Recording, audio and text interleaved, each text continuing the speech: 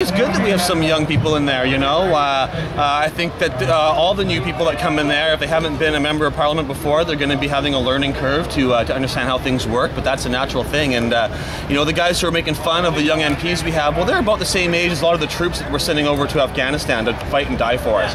So I think that to make fun of those MPs for being young is just the same as making fun of our troops, really. I think that people of any age have something to contribute to this parliament, and I'm excited to see what the NDP is going to bring forward. Given where we are today, I have to ask you, what do you think, what is the NDP prepared to do for the pro-marijuana movement? Well, you know, the NDP policy is to decriminalize marijuana, and Libby Davies is the deputy leader of the party, and she's also the drug policy spokesperson for the party, and she's been a great advocate for ending the war on marijuana, for ending the war on drugs. The NDP talks about all drug use should really be treated as a health issue and not so much a criminal one. Maybe a role for the police to play in there somewhere, but it shouldn't be a prohibitionary blanket system that we have now, you know. And I think the NDP has to work to really develop a very specific marijuana policy and a vision of what they want to do.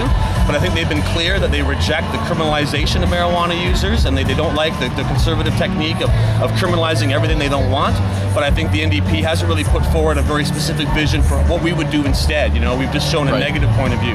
So I'd like to see our party work together to create a positive vision for how we would deal with these issues. And we've got a resolution we've written with the help of Libby Davies. We're going to introduce it to the convention in Vancouver in June. We'll see if it passes or not.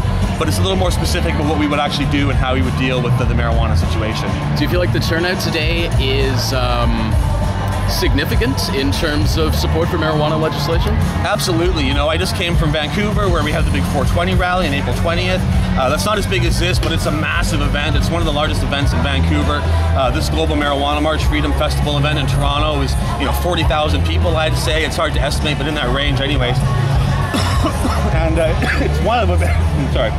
There's events in over 250 cities around the world today as well, you know, as part of the Global Marijuana March. This is the biggest one, or certainly one of the biggest ones. They range from like 6 people in Moscow getting together to do something like this and everything in between, you know. It's a great event all around the world, and it really shows, I think, the strength of our culture all around the world. We can do these kind of things.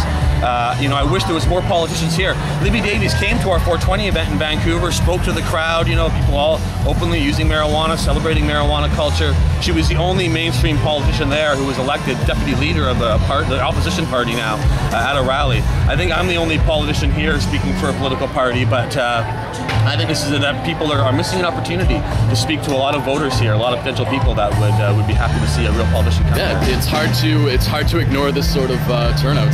No, it's stunning. It's a stunning event in terms of how many people come here to celebrate this. You know, it's a free event, it's open, but you get all kinds. I'd say it's predominantly people under 30, but I see a lot of gray hairs in the crowd too. People of all ages enjoy marijuana. And I would say there's some people here probably who don't smoke pot, but just want it to be free.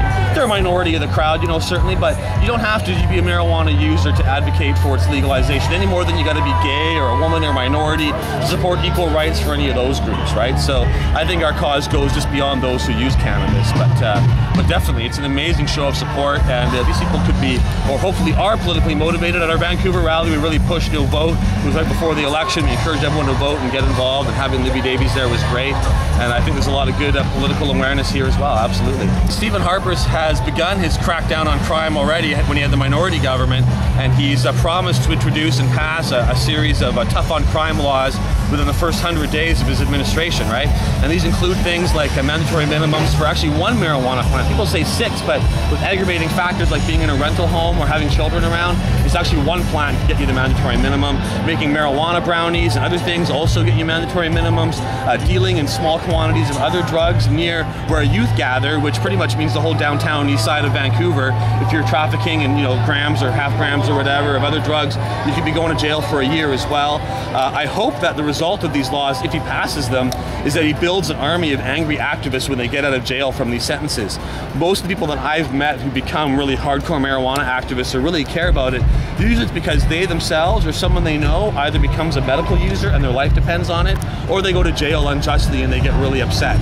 And so I hope that the result of these kind of crackdown laws is to make a pushback the problem in some ways with our marijuana law is that the vast majority of users never get affected by them.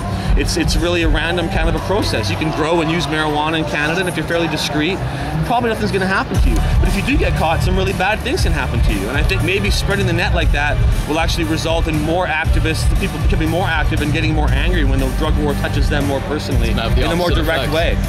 I hope it's what happens, if he does pass these laws. I hope that it produces a backlash, because if it doesn't, we're going to be in deep trouble. These laws are going to result in a lot of Canadians going to jail. Not just marijuana users and growers, but that'll be a big part of it. But a lot of people, I don't think that prison is the solution for homelessness, for drug addiction, or for mental health issues. And yet, all those kind of people are going to end up in jail if these laws go through it.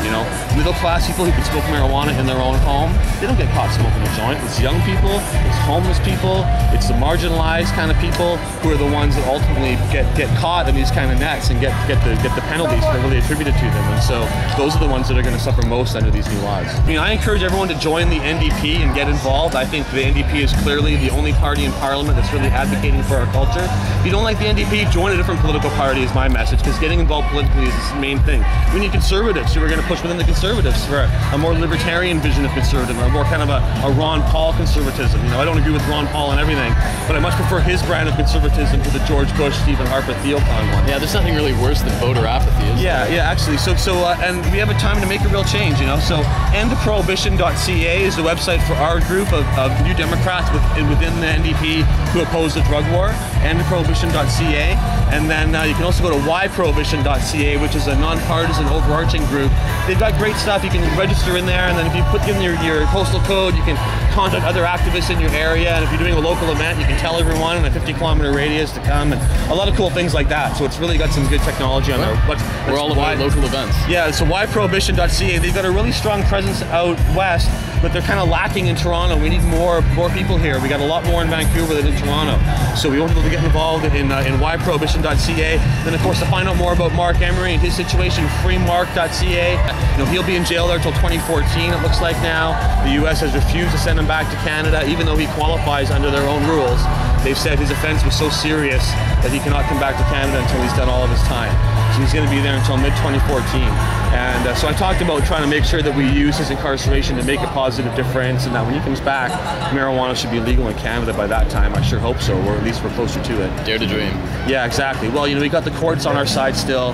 There's still a lot of positive things people can do.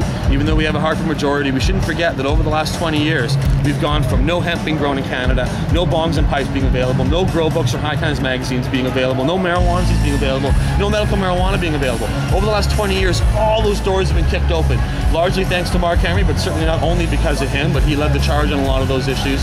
Now we've got bong and pipes and head shops all across the country, grow books. There's so many magazines now. There's, the internet is also swarming with good information about cannabis. There's a network of dispensaries and compassion clubs all across the country. We've accomplished so much, and Harper is not going to be able to roll all that back in the next couple of years.